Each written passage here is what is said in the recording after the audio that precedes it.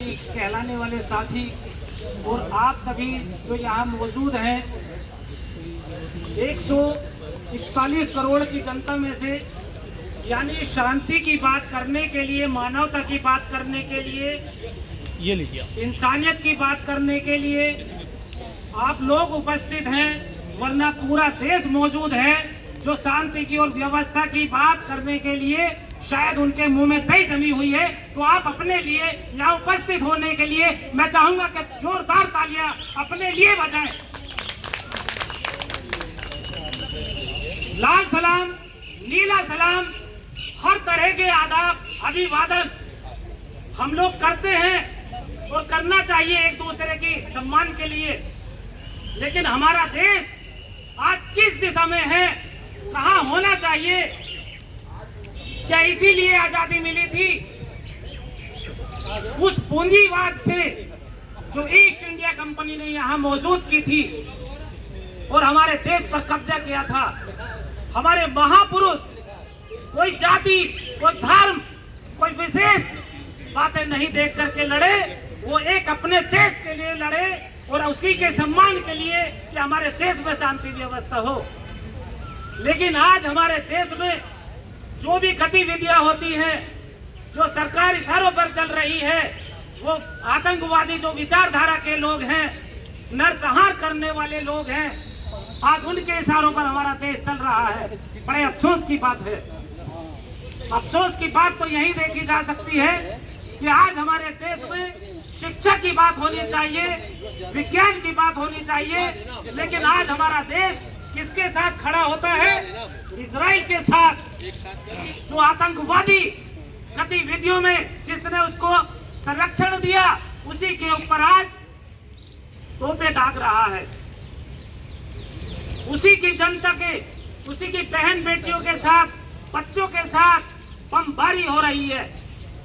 आज ये नहीं कि हमारे देश में शांति है, नहीं, हमारे देश में यदि आप लोग शांति व्यवस्था बनाने वाले हैं तो वो आतंकवादी लोग, वो नरसंहारी लोग हमारे ऊपर भी ये नहीं सोचे कि वो आसानी से हमें शांत रहने देंगे। हमने यहाँ बात उठाई तो वो कहीं ना कहीं मुद्दों में सोचेंगे कि इनको कैसे चुप किया जाए, कैसे फंसाया जाए।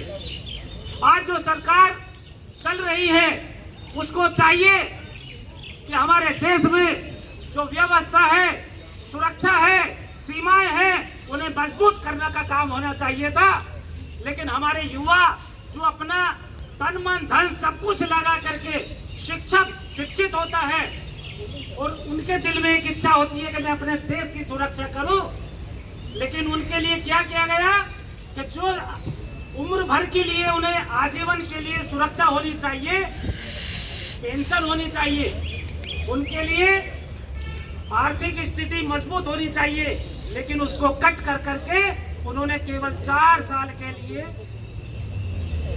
केवल किया गया 4 साल के लिए उन्होंने बाधित कर दिया। और उसके बाद तुम आतंकवादी बन जाओ, चाहे नरसंहारी बन जाओ। जो आदमी बेरोजगार हो जाएगा तो वो क्या करेगा, क्या मचाएगा?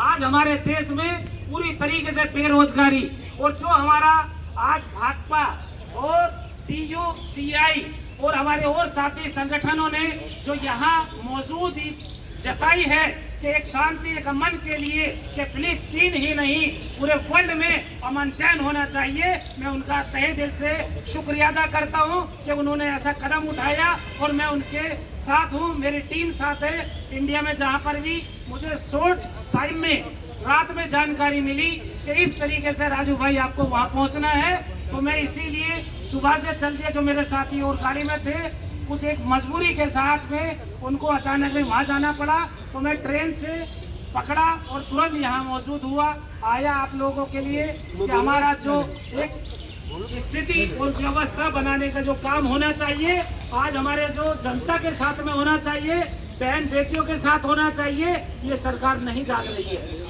इसको जगाने के लिए कदम जो उठाया है, इसके लिए बार बार सल्यूट करना चाहिए। और आप लोग, हम लोग आज जो आतंकवादी हमले हमारे देश में हो रहे हैं, इंसानियत को, मानवता को खत्म करने के लिए भी लड़ाई झगड़े किए जाते हैं, उनके ऊपर भी हम लोगों को एकजुट होकर के खड़ा होना होगा। हमारे देश में कोई अलग से आएगा। हम ये ना सोचे कि भगत सिंह पैदा हो जाए, चंद्रशेखर आजाद पैदा हो जाए, लेकिन मेरे घर में ना होए। कहाँ होए? पड़ोसी के घर में हो जाए, इधर वाले पड़ोसी के हो जाए, पीछे वाले के हो जाए, आगे वाले। अरे नहीं भाई साहब, बच्चे आपके भी होंगे, हमारे भी होंगे, और हैं तो उनकी सुरक्षा आपको और हमें ही करनी होगी। तो इसीलिए वक्त की नज़ाकत को देखते हुए और कभी मौका मिलता है तो हम लोगों को एकजुट होने के लिए ये ना सोचे कि कौन से संगठन ने बुलाया है, ये देखें कि कौन सा कदम किया गया है, उसके ऊपर साथ खड़े हो जाएं और कंधे से कंधे मिला करके एक दूसरे के पास वो कोई ताकत बन जाए। तभी हमारा देश संभलेगा, तभी मानवता संभलेगी, तभी इंसानियत जिंदा हो सकती है।